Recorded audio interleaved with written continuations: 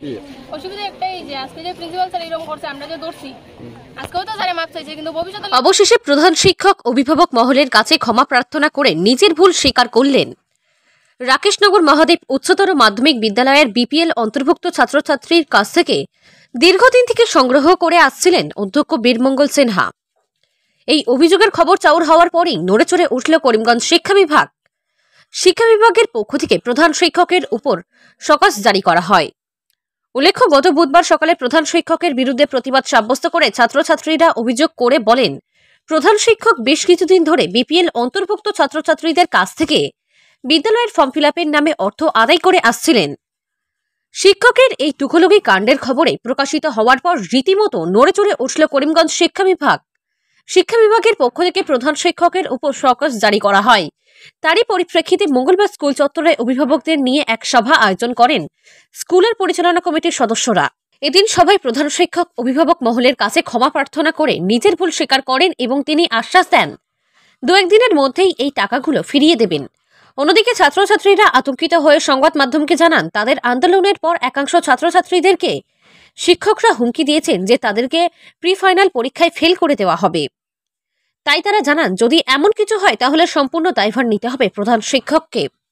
এদিকে এদিন সংবাদ মাধ্যমের সম্মুখে প্রতিক্রিয়া ব্যক্ত করে প্রধান শিক্ষক বলেন, ভুলবশত বিপিএল ছাত্রছাত্রীদের কাছ থেকে ফি আদায় করে নিয়েছিলেন তিনি, সেগুলো তিনি অতি সত্বর ফেরত করবেন। তাছাড়া আগামী দিনে তিনি এরকম কোন রকম ভুল করবেন না বলে প্রতিজ্ঞাবদ্ধ। তিনি এই ভুলের জন্য সরকার ও অভিভাবকদের কাছে ক্ষমা প্রার্থনা করেন। ছাত্রছাত্রীদেরকে হুমকি দেওয়ার বিষয়ে সাংবাদিকরা জানতে চাইলে প্রধান শিক্ষক বলেন, এরকম কিছু ওনার জানা নেই, তবে তিনি এ বিষয়ে তদন্ত করবেন এবং সত্যতা যাচাই করে শিক্ষকদের বিরুদ্ধে বিহিত ব্যবস্থা গ্রহণ করবেন বলে আশ্বাস দেন। এদিন ছাত্রছাত্রীরা সংবাদ মাধ্যম ও করিমগঞ্জ শিক্ষা বিভাগকে ধন্যবাদ জানান। Bureau report, Barak Times, Rakeshnagar. কি অসুবিধা একটাই যে আজকে যে প্রিন্সিপাল স্যার এরকম করছে আমরা যে দৌড়ছি আজকেও তো স্যারে মাপ চাইছে কিন্তু ভবিষ্যতে লাগে এটা তো আমরা কাছে অনেক হইতে পারে যে এরকম ধরুন আজকে প্রি ফাইনাল যে স্কুল পেপারটা আজকে তার কাছে যায়, যদি বেশি পায় তারা কম দিতে পারে।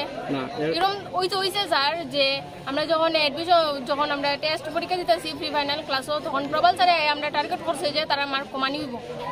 প্রবাল স্যার কইছে তোমরা কইছে আমরা মানে কয়েক যারা মাথা হইছে, যেরকম ধরুন আমি যখন কথা হইতেছি এই বিষয়ে, যারা মাথা হইছে তার বিরুদ্ধে গিয়া তারা কইছে পরে দেখবো দীক্ষা নেব। তো ভবিষ্যতে যদি আমরা বা কোনো পেপারের যদি কোনো কম পাওয়া যায়, আমরা ভবিষ্যতে যদি কোনো কিছু হয় সব দায়ভার নিতে লাগবো প্রিন্সিপাল। আর তোমাদের আর অসুবিধা কি? স্কুলে শিক্ষকের অসুবিধা এরকম? শিক্ষকের অসুবিধা ধরুন স্টুডেন্ট টিচার কম, ধরুন Hindi, Bangla, English, social science, economics এই ধরনের স্যার ম্যাডাম নাই। এর মধ্যে যে ধরনের স্যার আছে বা টিচার ম্যাডাম আছে তারা ক্লাসও হয়, রোজ ক্লাস হয় না। তো তোমরা রাজ্যের মুখ্যমন্ত্রী এবং শিক্ষামন্ত্রীর কাছে কি আবেদন জানাবে? আমরা চাই যে সাবজেক্টে টিচার নাই, আমরা এই টিচারে এই সাবজেক্টে টিচার আমরা এখন লাগে, কারণ এক সাবজেক্টে তার পরীক্ষা হয় না, সব ধরনের লাগে টিচার। রাজ্য মুখ্যমন্ত্রীর কাছে এটাই আমার প্রার্থনা যে সব ধরনের টিচার যাতে স্কুলে দেওয়া হয়। আজকেও তো আমরা হিন্দি লইয়া পড়ি না, কিন্তু আমরা ভাই বোন ভবিষ্যতে স্কুলে ভর্তি হইতে পারি হিন্দি লইয়া, তারা তো পড়তো। এটাই চাই আমার যে সব ধরনের স্যারেরা যাতে পাঠায় স্কুলের মধ্যে। মোৰ প্ৰতিক্ৰিয়া এইটোৱে, মোৰ ভুলবশত বিপিএলৰ পৰা যে নন ৰিকগনিশ্যন ফি এটা কালেকশ্যন কৰিছিলোঁ। কেইটকা কৰিছিল? 300 টকা। ছাত্ৰই অভিযোগ কৰিছে 1600ৰ পৰা 2300 টকালৈকে আপুনি এই টকাখিনি সংগ্ৰহ কৰিছিল। নহয়, 1600 নহয়, আমাৰ যিবিলাক টিচাৰে কালেকশ্যন কৰিছে তাতে ষ্টেটমেণ্ট আছে 1500, তাৰ ভিতৰত সেৱাৰ ফিজ আছে 1200, তাৰপিছত সৰস্বতী পূজা ফিজ আছে 1300 আৰু এক্সামিনেশ্যন ইনকাৰ্ড কণ্টিনজেঞ্চি আছে 150। যিহেতু চৰকাৰী নিয়ম অনুসৰি বিপিএল ষ্টুডেণ্টৰ পৰা আপুনি ধন সংগ্ৰহ কৰিব নোৱাৰে, যিহেতু আমি বিভাগীয় কৰ্তৃপক্ষৰ লগত কথা পাতি আমি সেইখিনি জানিছোঁ তথ্য, তাৰপিছতো আপুনি অবৈধভাৱে যি দুখীয়া ছাত্ৰৰ পৰা কিয় টকাখিনি সংগ্ৰহ কৰিছিলে? এইটো মোৰ ভুল হৈছে, কাৰণ মই তেতিয়া ট্ৰেইনিঙত আছিলোঁ। পেন মিষ্টেকৰ কাৰণে এমাউণ্টটো আহিছে, সেইটো এতিয়া মই ৰিফাণ্ড কৰি আছোঁ গাৰ্জিয়ানক লৈ।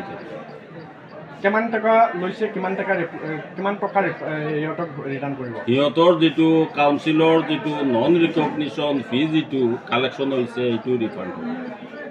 যিহেতু দেখা গৈছে যে ছাত্ৰই অভিযোগ কৰাৰ পিছত একাংশ ছাত্ৰক আপোনাৰ শিক্ষকসকলে আৰু আপোনাৰ ফালৰ পৰা ভাবুকি দিয়া হৈছে।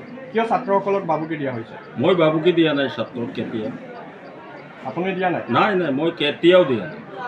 একমাত্ৰ মই অনুশাসন কৰাত কোনো ছাত্ৰই যদি টিচাৰ ৰুমত সোমোৱাৰ পিছত বহি যদি কথা কয়, তেতিয়া এইটো মৰেলিটিৰ খাতিৰত মই সিহঁতক ধমক দিয়া।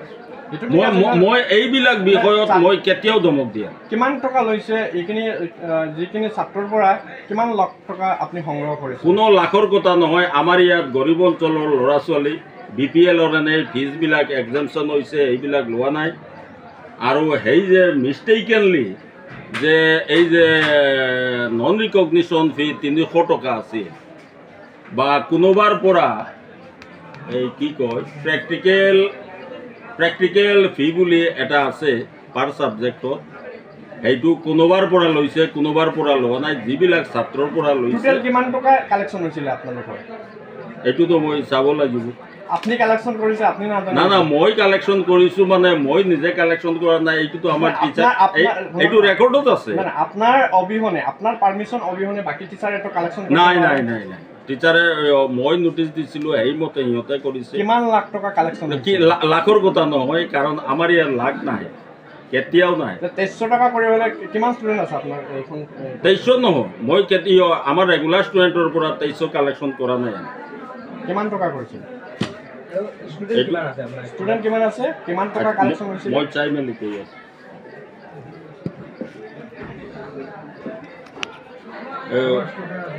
ইয়ত কি কয় HSত না HSLC সব যিমানখিনি লৈছে একদম সব একেলগে মই কেনেকৈ এটা কৰি কৈ দিয়ক। সবতো দাগে দাগে আছে, দাগে দাগে আছে আৰু সবটা আমৰা দাগে দাগে কোন HSLC কালেকশ্যন হৈছে 51,000। তাৰ পৰা আপোনাৰ তাতে এক্সেস কালেকশ্যন হোৱা নাই। যদি 1,60,000 টকা কালেকশ্যন হৈছিলে দুইটা ক্লাছৰ পৰা। দুটা ক্লাছৰ পৰা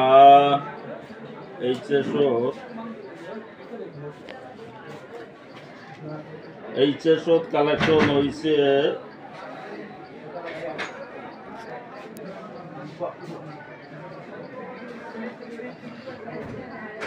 54,900।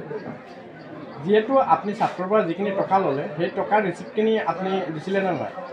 চৰকাৰী নিয়ম মতেতো আপুনি যদি চৰকাৰী ধন সংগ্ৰহ কৰে তেনেহ'লে ৰিচিপ্ট এখন দিব লাগে। ৰিচিপ্ট এখন দিব লাগে, ঠিকে আছে, কিন্তু মই অহাৰ আগতে আমাৰ স্কুলত এনেকুৱা ছিষ্টেম নাছিল। মই সেইটো এই টাইমত আহি বনাব নোৱাৰিম। সেইকাৰণে ছাত্ৰৰ পৰা যি টকাখিনি লৈছে একচুৱেলি আপুনি চৰকাৰৰ নিয়মক উলংঘা কৰিছে, এইটো মানি লয় নে নহয়? আপুনি ৰাজ্যৰ যে শিক্ষামন্ত্ৰী আৰু মুখ্যমন্ত্ৰী ইমান কষ্ট কৰি মেলি ছাত্ৰক আগুৱাই লৈ যোৱাৰ কাৰণে দিনে ৰাতি কাম কৰি আছে, সেই কামত আপুনি চেঁচা পানী ঢালিলে, এইটো আপুনি মানি নলয় নাই? আনইণ্টেনশ্যনেলি এই ভুলটোৰ কাৰণে মই অসমৰ মুখ্যমন্ত্ৰী তথা ৰাজ্যৰ কাষত ক্ষমা প্ৰাৰ্থী। আৰু যিখিনি ভুল হৈছে মই যোৱাকালি চকচতো মই উল্লেখ কৰিছোঁ। এনেধৰণৰ মিষ্টেক ইন ফিউচাৰত মই জনামতে নকৰোঁ। ছাত্ৰৰ টকাখিনি ঘূৰাই দিবনে আপুনি? মই একদম কালিৰ পৰাই ষ্টেপে ষ্টেপে ছিষ্টেমেটিকেলি যি ছাত্ৰই যি টকা পাব সেইটো মই ঘূৰাই দিম। আগন্তুক সময়ত আৰু এনেকুৱা আপুনি কৰিবনে? ছাত্ৰ আৰু মই কেতিয়াও এনেকুৱা দুঃসাহস কৰিব নাজানো। আমি এটা শুনা পাইছোঁ যে আপুনি স্থানীয় বিধায়কৰ ধমক দি মানুহক ধমক দি থাকে। স্থানীয় বিধায়কৰ আপোনাৰ ওপৰত হাত আছে। এইটো একদম সম্পূৰ্ণ মিছা কথা। এইটো সম্পূৰ্ণ মিছা কথা। মই কেতিয়া স্কুলত ৰাজনীতি সোমাব দিয়া। আৰু এটা আমাৰ ষ্টুডেণ্টে অভিযোগ কৰিছে যে আপোনালোকৰ কোনোবা টিচাৰে কি নাম কৰি সেই টিচাৰজনে ক'লে যে তোমালোকে এই মিডিয়াৰ আগতে এই ষ্টেটমেণ্টখিনি দিছা, তোমালোকক এক্সামত আমি ফেইল কৰাই থৈ দিওঁ। যদি এনেকুৱা যদি মোৰ টিচাৰে যদি কোনোবাই যদি কৈ থাকে সেইটো মই তদন্ত কৰিম আৰু সেই টিচাৰক মই পানিছমেণ্ট দিয়াৰ ব্যৱস্থা কৰিম। কাৰণ ল'ৰা ছোৱালী ছাত্ৰ ছাত্ৰী আমাৰ ষ্টুডেণ্ট, সিহঁতে ভুল কৰিলেও আমি গাৰ্জেন আমি সিহঁতক মাফ কৰিব। টোটেল কালেকশ্যন কিমান হৈছিলে আপোনাৰ? এইটো আকৌ টোটেলত যাব লাগিব। কালেকশ্যন কৰিলে হিচাপ নাই নেকি? নাই কালেকশ্যন চব কৰা নাই। কিয় 9, 10, 11 এতিয়াও পৰীক্ষা চলি আছে। মেক্সিমাম ষ্টুডেণ্টে ফিজ দিয়া নাই, কিন্তু পৰীক্ষা চলি আছে। গতিকে মই হিচাপটো ক্লিয়াৰ কেনেকৈ দিম? একমাত্ৰ HS আৰু HSLC আৰু ৰেজিষ্ট্ৰেশ্যন সেইটো হৈছে তাও কমপ্লিট হোৱা নাই। সেইকাৰণে মানে মই কমপ্লিট হিচাপটো দিব পৰা নাই। কিন্তু ফিজ যিখিনি আহিছে গ্ৰছ এমাউণ্টটো আহিছে। গ্ৰছ এমাউণ্ট কিমান? 2 লাখ মান হ'ব? নহয় কিমান হ'ব? একটু করো।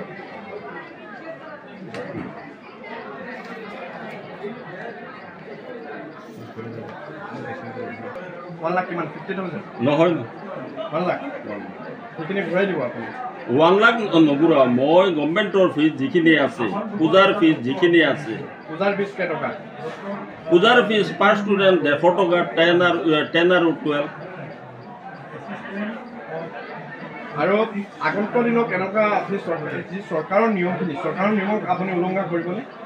মই আগতেও ক'লোঁ যে চৰকাৰৰ নিয়ম উলংঘা কৰাৰ মোৰ সাহসো নাই। এইটোতো আপুনি কৰি দিছে আৰু নহয়, এইটো নকৰা বুলি আৰু কি? এইটো আপোনালোকৰ সেইটোৰ কাৰণে মই দুখ প্ৰকাশ কৰিছোঁ। ৰাইজৰ কাছত মই ক্ষমা বিচাৰিছোঁ।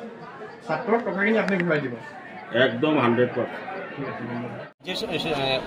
মুখ্যমন্ত্রী এবং শিক্ষামন্ত্রীর কাছে আমার বিনম্রভাবে অনুরোধ, আজকে আমরা এই গ্রামে এই আমাদের বিদ্যালয়টা থাকায় আমাদের বাচ্চা কাচ্চারা এভাবে ভালোভাবে পড়াশোনা করতে পারছে। কিন্তু একটা দুঃখের সংবাদ, আমাদের এই বিদ্যালয়ে আমাদের মেইন সাবজেক্ট দুটো ইংলিশ এবং বাংলা।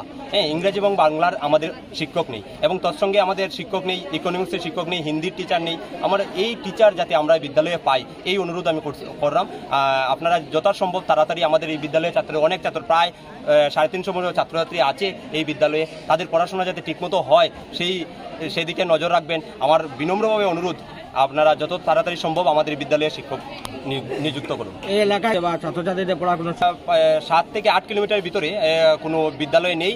আর ওদিক থেকে আসলে আমাদের একদিকে আছে, আমাদের পূর্ব দিকে যদি যাই আমরা এদিকে 20 কিলোমিটার হবে, 20 কিলোমিটার ভিতরে কোনো বিদ্যালয় নেই। 20 কিলোমিটার দূর থেকে আমাদের বিদ্যালয়ে ছাত্রছাত্রীরা আসে, পড়াশোনা করে এই বিদ্যালয়টা থাকায়। আজকে টিচার না থাকায় আমরা বিদ্যালয়ে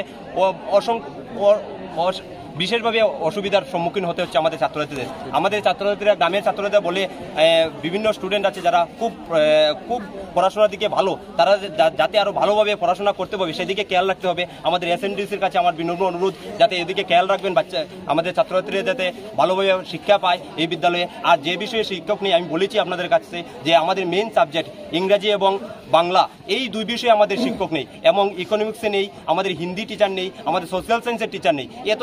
এতজন টিচার যদি আমাদের বিদ্যালয়ে না থাকে তাহলে এই বিদ্যালয়টা কিভাবে চলবে? সেদিকে আমাদের শিক্ষামন্ত্রী এবং মুখ্যমন্ত্রীর কাছে বিনম্রভাবে অনুরোধ, আমাদের বিদ্যালয়ে যত তাড়াতাড়ি সম্ভব আমাদের বিদ্যালয়ে শিক্ষক নিযুক্ত করুন। আজকে আমি এখানে উপস্থিত হয়েছি। আজকে একটা ঘটনা শুনিয়ে অনেক খারাপ লাগছে। এখানে যে বর্তমানে যে প্রিন্সিপাল আছেন তাইনের যে নিয়মগুলা, এটা আমার বেশি ভালো লাগছে না। আমি একজন এই স্কুলের স্টুডেন্টই ছিলাম। আজকে যে তিনি আমাদের এই যে স্টুডেন্টগুলো আছে তারা সব পরিবারের যত গার্জেন আছে সবাই কৃষক ফ্যামিলি। কেউ মাছ বেছে, কেউ ধান চাষ করে, এরকম আর কি কত কষ্ট করিয়া খায়। আর এই জায়গাতে আজকে প্রিন্সিপাল স্যারে এরকম একটা করছে আর কি, হচ্ছে টাকাটা মারিয়া খাই দিচ্ছে। শুনলাম আর কি কত টাকা দিতে জানি না, কিছু টাকা আমি জানি না, কিন্তু খুব খারাপ লাগছে। আজকে স্টুডেন্টের কাছ থেকে যদিও 20 টাকা তাই নিয়ে 100 টাকা, এই যে ঘটনাটা শুনছি বহুত খারাপ লাগছে। আজকে সবার এখানের যে বর্তমানে যতটা স্টুডেন্ট আছে সবার মা বাবা খুব কষ্ট করিয়া খায়। সব এমন ফ্যামিলি থেকে আইছে দিন দুঃখী আর কি, দরিদ্র ঘরের ছেলেমেয়েরা। এখানে কোনো আম্বানির ছেলেমেয়েরা না। আজকে বলছি এই যে প্রিন্সিপাল স্যার যে এরকম ভাবে টাকাটা আছে, এটা খুব খারাপ লাগছে আমরা দেখি। আর এরকম যদি যারা পয়সা আছে তারা যদি লেখাপড়া করে তার গরিবের খুব দুঃখ। আর আমি এটা মাননীয় মুখ্যমন্ত্রী স্যারের কাছে অনুরোধ করবো, যেটা এটা তাদের কাছে পৌঁছে আর কি ভিডিওটা। এই যে কষ্ট করিয়া পড়ায় আজকে স্টুডেন্টের কাছ থেকে যে এরকম টাকাটা মারিয়া খাই দিচ্ছে আর কি, এটা খুবই খারাপ লাগছে আমাদের। আর স্যারের সাথে যদি অন্য কেউ থাকে স্যার যেন এটা সরাসরি ভাবে খুলে বলেন। আজকে আমরা গত 29 নভেম্বর আমরা সব যে আমরা গার্জিয়ান অভিযোগ আসলাম আর তারা সব শিক্ষার্থী আছে যে তারা বারবার অভিযোগ করছে যে তারা কাছ থেকে ফিজ নেওয়া এটা কোনো ধরনের মানে পেমেন্ট স্লিপ দেওয়ার না, তারপরে তারা ধমকি দেওয়ার যে তোমরা ফেল করে দেওয়া হইব, তোমরা মানে পরীক্ষা দিতে দেওয়া এরকম বিভিন্ন ধরনের ধমকি দেওয়া। এরপরে আমরা আসলাম, আমার পরে সব ছাত্রছাত্রী আসিল বা আরও কয়েকজন মানে গার্জিয়ানও আসিল লোকেল যারা, তারা মানে সবাই জিনিসটা বুঝিয়ে নিছে। এরপরে কইছে যে আজকের দিনে এই টাকাটা রিটার্ন করিয়ে দেওয়া হবে। যে আজকে ওই হিসাবে আমরা সব গার্জিয়ান আইসি এখানোর ছাত্রছাত্রী সব আইসি আওয়ার পরে যে আমরা এখানোর অধ্যক্ষ আর এসএমডিসি প্রেসিডেন্ট তারা সবাই নিজেই এটা রিস্ক নিয়ে গেছে যে তারা এই টাকাটা মানে আগামীকালকের থেকে টাকা রিটার্ন দেওয়া শুরু করবে। আবেদন জানাম এই যেহেতু এটা আমার এই এরিয়া একটু পিছপরা অঞ্চল, ইয়াত শিক্ষার অত্যন্ত দরকার। আমাদের যেহেতু ছাত্রছাত্রী আছে আমরাও পড়িয়ে গেছি স্কুলত, তো ইয়াত স্টুডেন্ট আছে প্রচুর, কিন্তু শিক্ষার্থী নাই, শিক্ষক নাই। ম্যাথস, বাংলা আৰু ইংলিছ বিশেষ কৰে এই 3টা সাবজেক্ট আমৰা অত্যন্ত দৰকাৰ। তো টিচাৰ নাই।